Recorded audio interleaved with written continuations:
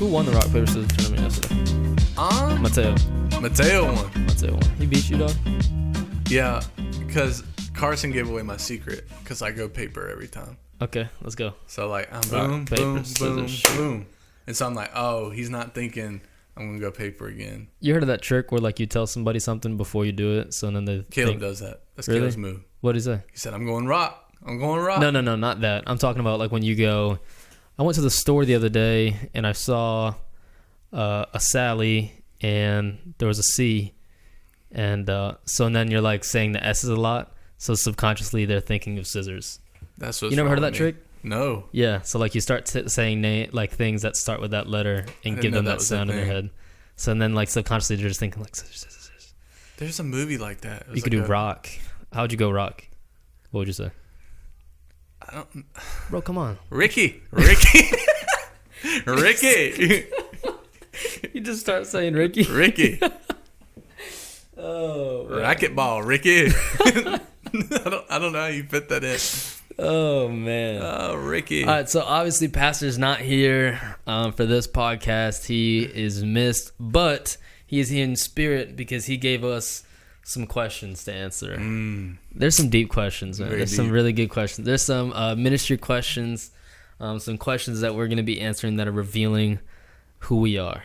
Going to the depths of the depths of my soul. Yeah, we're going in. But yeah, Pastor's not here, and he is surely missed. But we're gonna try to keep him apart by answering these questions that he gave to us. So you want to jump right in? Sure, let's do it. Let's go. Question 1: what made you want to start in ministry? What made you want to start ministry? Well, my dad, he's actually an ordained minister in the Church of God. So from an early age, we're always in church.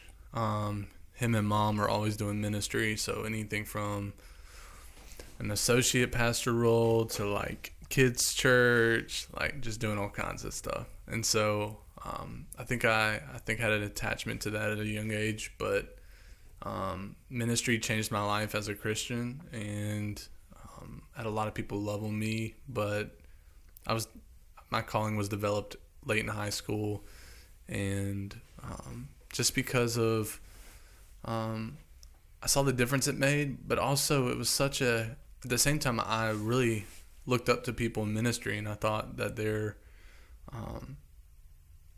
that it was a special group of people, and someone like I reverenced the pastor, there was an honor there. So growing up, that was always in me, but with not only what I felt, also with with a spiritual aspect to it, whether it was God speaking to me, impressing on me that ministry was a thing for my life, or someone who could be trusted also spoke that over my life. So I'm always curious as to people that grew up with their parent like really deep in ministry. Like I grew up in a church home, but it wasn't like I don't know. I'm curious though, like what makes one love it, and then what causes them to hate it, you know?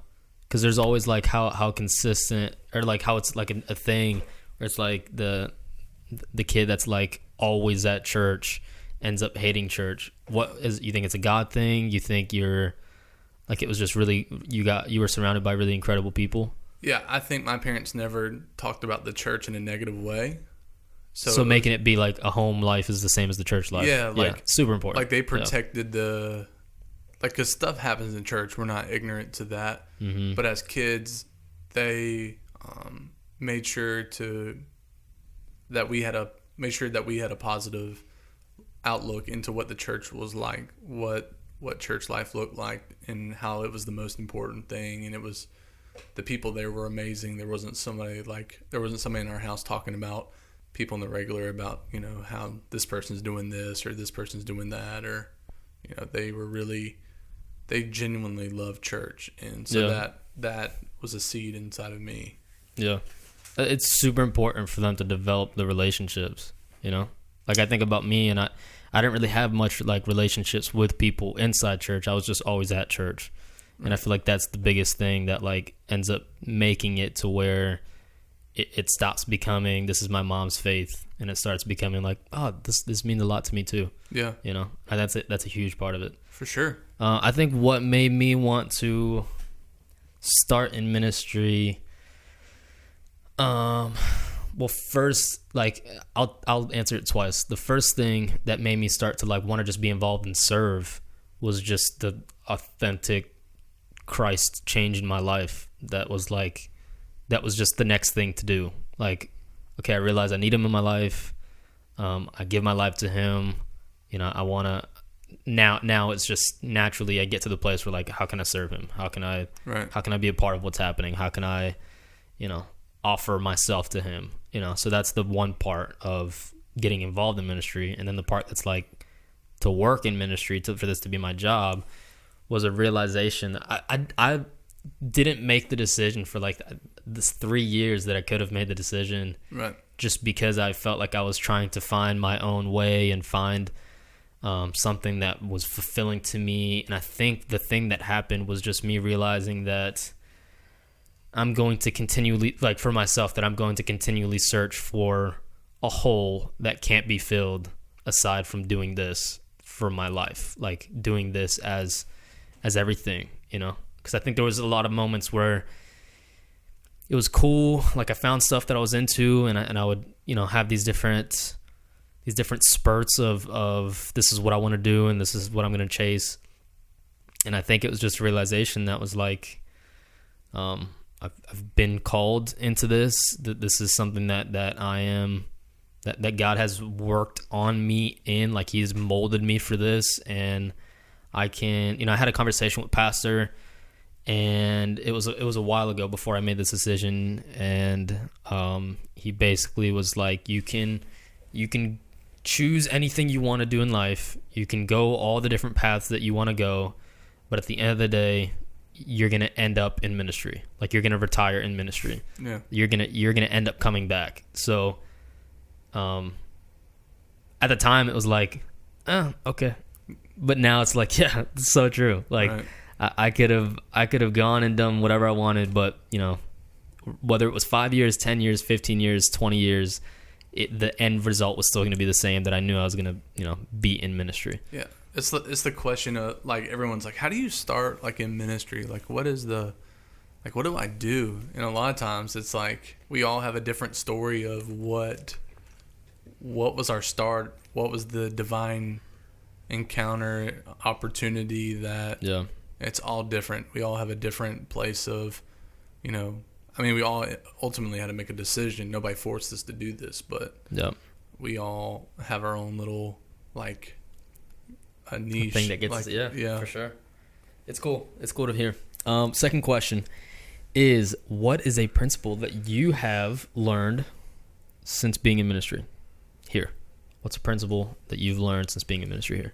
I don't know why I read that so broken up, but yeah, I think we talked about this on a podcast earlier, but it was, for me, eye-opening to make a ministry opportunity out of every task that you have, in every person that you encounter, like in your daily, you know, routine. Try to make a ministry moment with that. So for me, when I first got here, I was always go, do, don't, yeah. Do. That was like the most middle school. Can you tell him a youth guy? Do. Yeah. He said do. He said do. No. Yeah. If Pastor would hear, he would be like, all right, guys. All right, guys. Yeah. He'd be scolding right now. We know our pastor that well. Yeah, sure. Yeah, all right, Pastor, we'll start. I should just flash up on the screen like his face. We're just looking at like, all right, guys. Yeah. Come on. I don't even know. Like, so anyways, for me, I was always going, and if somebody would, you know, come into the office, I would try to attend to their need, but not try to attend to their, you know, their soul, their, like, what's going on in their life. And not because I didn't care, but because I was more worried about making sure that I had everything done when I had this unique opportunity to minister to somebody.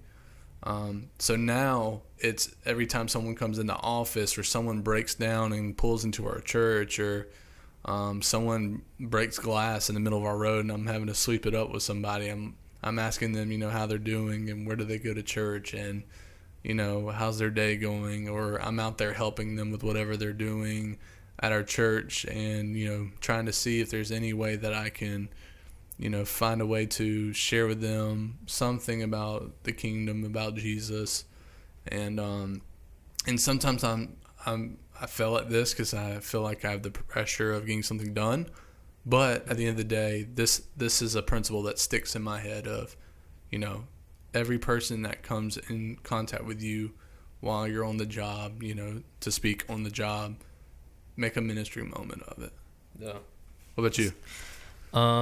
So I'm totally going to just say something that we learned this week. So we went to a leadership, what would you say, leadership conference? It's called camp meeting, but it was it called camp meeting? I'm pretty sure it was. So a leadership conference. Leadership conference. Yeah, leadership conference.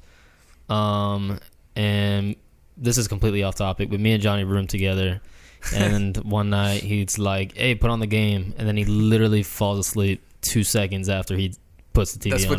That's what you call tired. It's terrible. I was like, "Bro, you're the worst ever." Hey, once you hit them lights, it's lights out. Yeah, but you're the one that said to put the game on. It helps me go to sleep. All right. Yeah. And then at the hotel, the alarm goes off at like 5 a.m. That is the worst. The fire alarm goes off, and I'm sitting there like, my first thought was, Johnny, turn off your alarm, bro. It's so loud. No. And then I look up, and there's like the flashing lights, and I'm like, bro. Hey, Pastor was like, I thought if this really was a fire, they were gonna be dead because nobody came outside with me.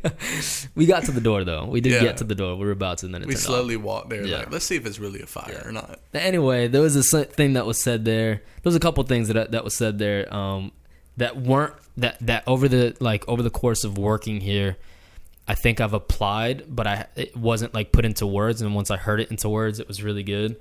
There was the one about the pull principles from, what was it? It was like It's like you don't replicate their habits. Yeah, don't replicate actions. Extract the principle, which is so true. Like when there's something, Pastor's so incredible, and I want to see why he's incredible. I don't want to just do exactly what Pastor does, Yeah. I want to extract it and then apply it into my, what my area looks like. Because you can't beat him at his game. Like, right. You're not, like, I can't do everything that he does the way he does it. There's no way. And then also, like, some things aren't going to fit me, Like, I'm going to drive myself crazy trying to fit that exact mold. I should just try to take what the purpose of it is, take the rule from it or whatever the principle of it is, and apply it. And then the other one is like, don't do things for the sake of, what was it? Don't do things for the sake of excellence. Do what you do in excellence. Don't just do things just because you can do it great. Like you should operate inside of what you're doing and always be excellent. And that to me just helps with the idea of I shouldn't just go around and trying to be great. You shouldn't just walk around and be like, yeah, I'm just going to be great. You should, what you're doing, what your vision is, what you're called to do in your different areas that you do things in, always be great in them. So yeah. Third question. Awesome. Third question. You got that? I got him. Yeah. What is it? What's a piece of advice you would give to young ministers who are just starting out? Don't be dumb. Don't be Bro, that's ruthless. I know. Like Boaz. I would say we were talking about this a little bit. I feel like they're going to struggle with completely different things. Like we talked about the other week. Me and you struggle in completely two different areas of what advice we should probably need to hear, right? There's going to be some that are needing to be more bold and needing to step up into trying to develop their vision. And then there's going to be some that you need to humble yourself and you need to be patient and wait on God. And so I would say, first and foremost, honor what you're a part of, honor who you're under, honor, like you've got to start at submission and honor and serve. And that's got to be your heart. Like that's got to be a part of who you are. And then I think with that comes whichever place you fall on, whether you're really, you think you've got it all figured out, or whether you've got a lot inside of you that needs to come out, start making decisions and start taking action towards whatever it is, and do it with the intent to grow, to figure out what's happening in you, what God's speaking to you. And a part with that is, if you have, the awesome, leadership that we have over us and pastor, take advantage of it, man. Like, don't think that you have to go through it and try to figure it out on your own. Like, right. Take advantage of what you have access to. Yeah, for sure. It's super good. I would say for me, don't just have a heart for ministry and people. Pair it with hands to serve. So don't just say, hey, don't just be words. Don't just be, yeah, I'm called. Yeah, I love people. Yeah, I this, I that. No, you've got to have like some action with it. Like, you've got to be willing, and not just what you think you should be doing. Like, I should be preaching. I should be, going and doing this, or praying in the altars. I'll serve there. No, there's some important lessons learned, picking trash up outside and cleaning bathrooms, and there's a lot to be learned there. And so don't be so caught up in your calling and in your purpose of, like, in your heart of what but like, put some action with it with your hands. Yeah. Don't think that your potential ever excludes your actual ability to serve. Yeah. Those things are never contradicting each other. Oh yeah. Just because God's raising you up to be an incredible, evangelist, doesn't mean that God isn't also calling you to be an incredible, sweeper. Yeah. That's part of that. I think that submission thing. Yeah. Is like part of, like, submitting is serving, and right. not serving exclusively. Like, if you asked anybody in this office right now to, go clean this toilet, it's not one of them going to say, that's not my job. Right. Like, that's not in my job description, is not to clean toilets. Yeah. So it's got to be a thing that, like, your heart is attached to your hands. Yeah. Yeah. You can't afford to live in a place of, this is my calling, and I'm just going to do the typical things we glorify in ministry. Right. Right. When do you feel like that was a hard lesson for you to learn, or you feel like you got pretty attached to that quick? Yeah, I was hungry. Like, I was hungry to learn, and I was hungry to serve, and I would do whatever it took to, that's where I get my funny stories from a lot of times. Like, when I'm preaching and stuff, is like, I was like, how did I cut a water line? I was serving. Like, how did I hit myself in the shins building a playground? I was serving. How did, I hit myself over the head with a tree? But that doesn't mean that every time you serve, you're going to do something dumb like that. No. It's just me. It's just me. So no, there's it's a hunger to do that. Agreed. I don't think that was a tough thing for me to learn. But I definitely, like, there was situations that I didn't apply that principle, and then I realized in the situation, and I was like, all right, I'm going to make sure that never happens again. Yes. There's going to be times where it laps me, like, right. I didn't realize that's what it looked like. Yeah. Or I didn't realize, because if I would have known that's what I was doing, right, then I would never have done that. Right. Yeah. And now that I understand that, I mean, I may make that mistake again, but I'm actively giving my best to overcome that. Yeah. That where I fall short. Yeah, I feel that. Next one. How do you honor the visionary, the leader, the senior pastor, while also walking out your own ministry desires? I think you had a pretty good answer to this one, and so I'm going to piggyback on yours here when we were talking earlier. Yeah, I think that it starts with shaping your vision to complement the vision of the senior pastor, of the visionary. it doesn't mean that you don't get to. I think sometimes it's either this extreme that people get to where it's like you're either not having any vision or you're completely trying to eradicate the vision of the pastor, and that's not true. If you sit under the umbrella of the visionary, and then you allow what God's revealing to you to start to also complement, and what it does is it allows momentum to build in areas that it should be built, and it also allows you to look at other areas of that vision and maybe point out, hey, there's this thing that we should probably reel back on a little bit. And honestly, like, it's nuts to me because I used to I had this thought before, and it was a really dumb thought. It's nuts to me that it's so easy for us to forget the fact that, like, pastor wants us to be great in ministry. Yeah. Like, your pastor wants you to be great in ministry. Or should want you to. Yeah, of course. Like, if you have Pastor Jamie. But, like, he wants you to have vision for our vision. Like, he wants you to, like, that is a desire of his. So why in the world would you try to go outside of it to think that he doesn't want, like, he's going to give you opportunities to be great in ministry. He's going to give you opportunities to push the vision, you know? Yeah. And so it's really, to me, this is easy.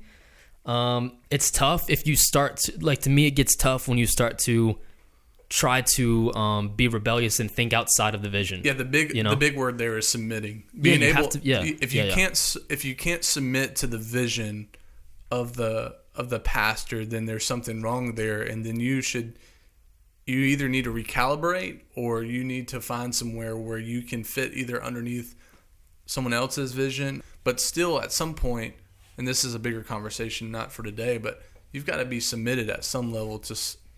I didn't realize you were outside the frame that much. Man. You're like, your whole body's out there. Is that a fat joke? No, I mean, your pink hoodie does make you look like a pig a little bit. But. Stop, man! You see how he treats me? You're just outside the frame, dog. What do you want me to do? Come up this way. Oh. That's it right there, yeah. At least get both your shoulders in. Hey, that's the biceps like that, you know what I'm saying? But yeah, it's like you got to be able to realize that, and again, we can only really talk about the context of the ministry that we're a part of. Right. So it's like this vision is so incredible that it should not be it should not in no place be a thing where you start to feel like you have no room to grow here, or you feel like you have no room to have your own vision. Like, that is the thing. That's the goal. Yeah. The goal is to have a bunch of incredible people that all build the vision that we have, and to push it to the place where ultimately where the kingdom of God is ready for it to go, where it's preparing us to go, where God is literally establishing the things that we're going to, the places that we're going to be. And it's like to get there, we need to be able to get on board first with the leader of the house that is dreaming about this all the time, that is praying about this all the time, that is constantly like seeking God's voice inside of this ministry. Yeah. And then when we start to get to that place, he starts to speak to you about this ministry, and he starts to speak to you about things that he wants you to do inside of this ministry. So yeah, I think that the minute that you submit yourself, like you were saying, like submit yourself to the vision, submit yourself to what's happening, you'll find out that unlocks so much in terms of your own ministry and what God can do inside of you. Because once you're under that umbrella, you realize that there is so much that is able to happen. There's a lot and I love the cool part is that, like, pastors so authentically, like last night there was a moment where he had one of his classes and somebody said that something spoke to them. Yeah. And we know pastor, the minute that you tell him an idea that you have or something that God spoke to you or desire that you have in ministry, he's not like, all right, let's reassess it and we can come to this in a couple weeks and let's figure it out. He's like, all right, let's do it now. Let's go. Right now. Now? Yeah, literally, I remember when the beginning of the year, I was like, man, I have this awesome idea for like this video that we can do. And it's like, it can open up the series and it'll be really incredible. And literally, okay, cool. It was value series. And I told him that like on a Tuesday or something like that. And the Sunday was coming up, the value series started. And he's like, all right, cool, let's do it. This Sunday, we're going to have a value series. Let's shoot it tomorrow. Yeah. And I'm like, it was like, that's literally faster. It's he's like, let's do it now. Let's get it rolling. But it's like, that's the premise of like the whole thing of, I'm saying an idea that I have that I think would be incredible, that I feel like God can use me. And it's like, all right, immediately, let's put it into action. Yeah, let's see it happen. You have a pastor who wants you to grow, but also wants you to grow so much that he believes in you to say, whatever you, like our leadership development classes, he's saying, all right, what's your vision? Like where do you see yourself going? And he's going to do his best to give you an opportunity, a place where you can have those desires met. And, and it's so cool to see that there's so many people going through that. Even with us, that we have a pastor who wants to make us, to give us a place where we're great, that we're growing in the kingdom. So it's your desires aren't a bad thing. Like godly kingdom desires aren't a bad thing, but you need to find a place where like what we have, where you can feel comfortable submitting and attaching yourself to the vision. Right. That's the big kick there. For sure. How do you balance, so this is from pastor's perspective, how do you balance our relationship with him as a pastor, as our boss, as our friend, as our leader? Yeah. Which is a tough one. How do you work that out? So this is a tough one because he is all those things to me. He is all those things and so much more. But it's never tough because I honor him in such a way where there's always boundaries to our relationship, as far as he's always going to be my pastor. 100%. He's always going to be the person. He's always going to be my covering. And so in that, wherever he's like, we're having a good time. We're laughing. We're joking. We're cutting up. But I will never take it to a place where it's dishonoring, because I have those boundaries. And so yes, there's going to be a time where he's my boss. There's going to be a time where he's like a friend. Like we're going to have a moment where we have it looks like we're friends. We're talking like we're friends. Something comes up as a friend. There's going to be something that comes up that where it's a deep moment where, that's where that covering comes out. But at all times, he will be my pastor, and that is the filter which we flow from, that honor that he deserves. So you have to make sure that whatever role it is at that time, whatever hat he's wearing, in that moment, he gets the honor of being the pastor, being my pastor. Yeah. I really don't have much to add. That's kind of where we were getting to when we were talking earlier is, he is pastor, period. If we're hanging out, on a, I don't know, whatever, if I go somewhere and we're on a trip and we're, whatever it is, he is my pastor, period. Mm-hmm. We can have friendly moments and we can, like you said, we can have good times, and there's going to be moments where he needs to talk to me as a boss because I did something stupid and I need correction, or there's going to be moments where I'm seeking his leadership to pour into me and to mentor me because I'm wanting to learn and grow. And then there's going to be moments where we're cutting it up and we're, having a good time. But at the end of the day, like you said, he is pastor. It never goes beyond that. And I think you have to figure out, for us, it's figuring out how to maximize each one to the place where I want them to feel like we can have those good time moments. Yeah. But at the same time, I don't ever want them to feel like I would go beyond the place of you are my pastor. Yeah. And so I established those boundaries myself, and I never go too far in one or the other. You know? I think the big thing is if you're listening out there, you may be thinking that, wow, that sounds like such a, it may have like a negative connotation to it because it's like we're using the word boundaries, but in my opinion, it's not. It almost opens up for sure the possibilities of who he is as a person, right?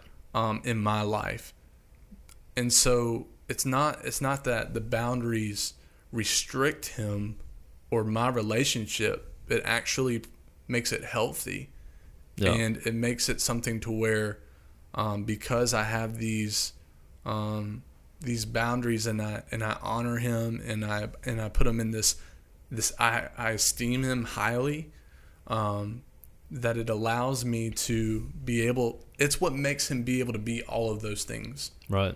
It's not messy. There's no mess there. It is, he's my pastor. I honor him there, and me having that close relationship with him as my pastor unlocks all those things in my life as far as a friend. We wouldn't be as close of friends if he wasn't my, like, the pastor there. Right. Like there's an intimate relationship there that goes even further. So I agree. It's just for me, it takes there is a balance there, but it's not for me at least, it's not a hard thing to balance because I'm there. That's the precedent. He's my pastor. Yeah, that's the president. Is he your president too? Is that part of the etc.? President, pastor. He's your pastor, boss, friend, leader, president. All right, next one's just for me and you, dog. You ready? Yeah. I think we got to look each other in the eye the whole time when we talk about this. Yeah. How do you stay in your lane and yet still give each other accountability in ministry? I ain't never staying in my lane, boy. I'm swerving the lanes. Swerving the lanes. LeVar Ball. So the question is, how do you stay in your lane and yet still give each other accountability in ministry?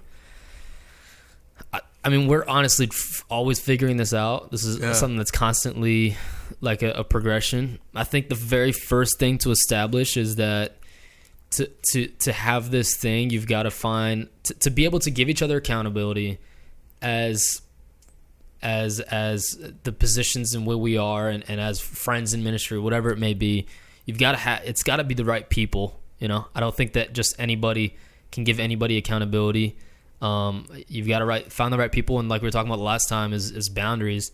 Is you've got to establish the right boundaries. Yeah. And I think there's I think that we err on the side of friend a lot more than we err on the side of being super accountable to each other. But I think that this is something that there's a lot of room for growth into what that looks like. But I think honestly, the best part of it is because of the relationship that we have. Yeah. I think if you were to come up to me and say, Phil, you should probably get this done. Pastor just asked you about it for the past few days. I would respect that. I'd be like, yeah, you're right. I should probably take that and go with it. But again, we've had that relationship. And also, there's the moments of if that becomes everything that we ever talk about is you going out of your way to talk to me about what I need to do. Right, that's annoying. Obviously, I would just never talk to you. Yeah. And you would get the hint at some point that you're I think that's the big thing there. The key word we're using there is relationship. Yeah. I think the relationship helps you explore how much accountability you can give someone. I mean, there are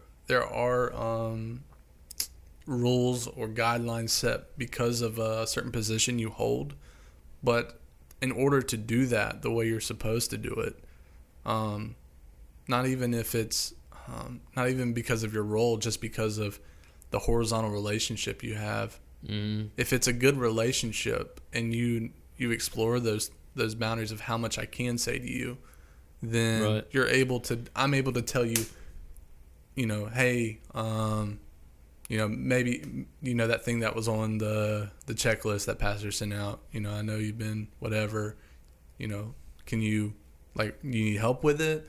Right. Like, there's other ways to do it without just saying, hey, bro, you need to take care of that. I mean, I feel like we passively do that a lot. Yeah. Where it's like, pastor will send a message out to all of us, and I'm like, hey, you got that thing you got to do. Yeah. You got that thing you got to do. I mean, that happened the other week in staff meeting. It was like, it wasn't pastor. It was the staff coming around and saying, hey, Johnny, like, let's help you here. How can we all help you there? Right.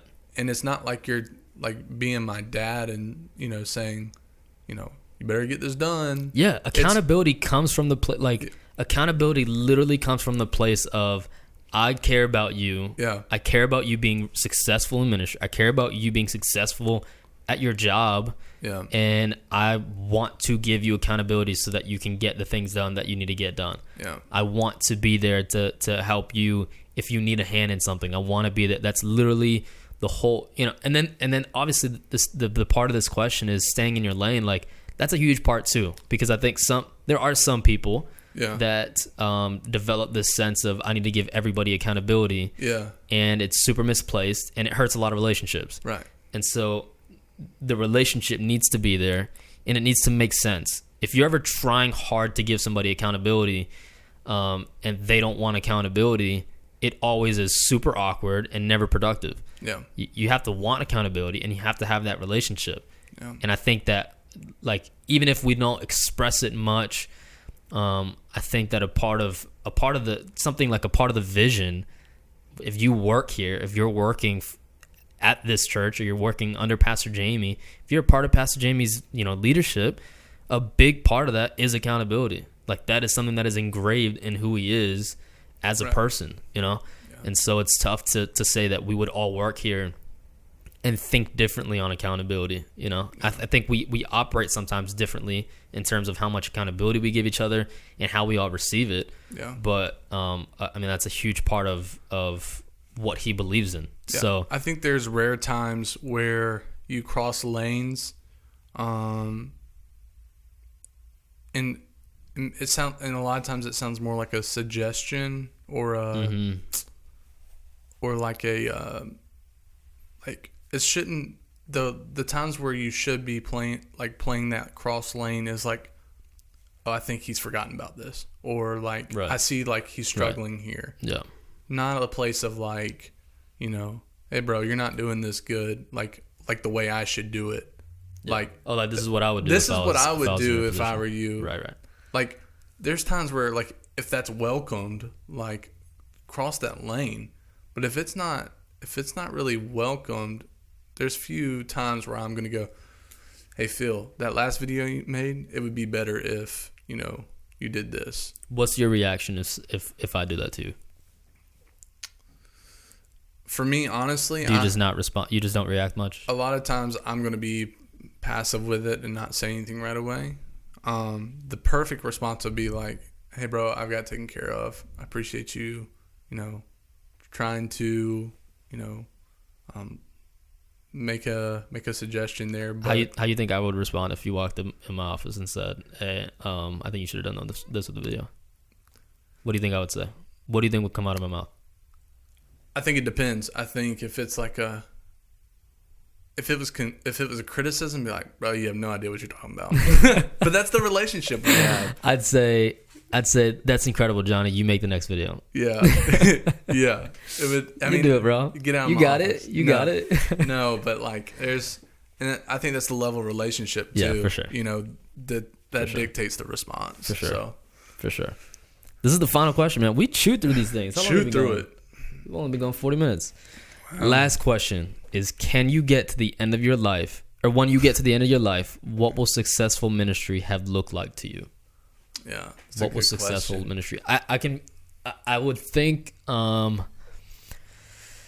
it's really simple, and you can break it and make it really general and broad as well. Right. But to the simplest form, I would say that if my obedience to Jesus results in somebody taking the thing that God has done in me and it impacting their life to a place where they're now impacting other people, I would be like, incredible, awesome. Yeah.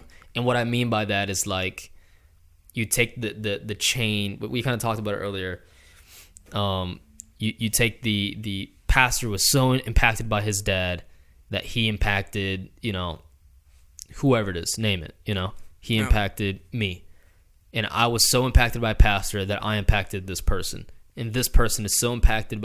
And if that happens, if I'm anywhere in that flow, I would be like, let's go. A generational impact. Yeah.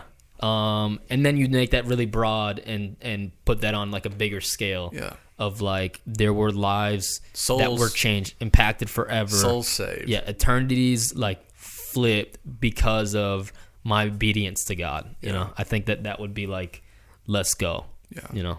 Yeah. I would think for me that what I was able to do for the kingdom of God would be something that far outlives, my lifetime, that, generations and generations would feel the impact that was made through me, not because of me, but because of my decision to follow after what's really important, not the temporal things here, that I didn't chase after what made me feel comfortable and what made me feel like I was, satisfied. But I made a sacrifice to carry out the ministry that God's placed on my life, and that the people that around me would carry something further than I ever could have on my own. And of course you want there to be an eternal impact as well. So it's two-sided there. I think if you polled a lot of people, that's what you'd want. And even like honestly, in a secular way, that's what you hear a lot of people say, is that they want to make the earth a better place, like when they're gone, or whatever, something like that. But it's not. You really want that eternal impact. Yeah. Like. Yeah. It like my name, I want there to be people in heaven because of what happens. I don't care in my life. I don't care how many biographies are written about me when I'm gone. That's not what I'm after. Right. I want there to be an eternal impact above influence, and I want to maximize the time that God's given me. So it's a challenge from there, to do that. There's no telling how much time we have, And no telling. I think if Pastor's sitting here right now, he's going, wow, they answered those and stayed more on topic than I thought they would. Maybe. Anyway, I thought we didn't do a terrible job. I think we could have got off the rails a lot. Hey, we did really good not to rabbit trail as much as we could have. I think we answered some questions, man. Well, thank you guys for tuning in. That was an awkward ending, but we got the Big Green Giant and Little Miss Piggy. Hey, that's the first time someone ever called me little in my life. I know. I appreciate big that. old Piggy. I'm going to write this down on my phone. On this day, Phil called me You small. realize how I was opposite? I'm the Green Giant and you the Little Miss Piggy. Anyway, thank you guys for tuning in. Kermit the Frog. Yeah, that works. Thank you guys for tuning in. We'll catch you guys next week where we have a way better ending because Pastor will be able to close us out. Yes. Yeah. Peace.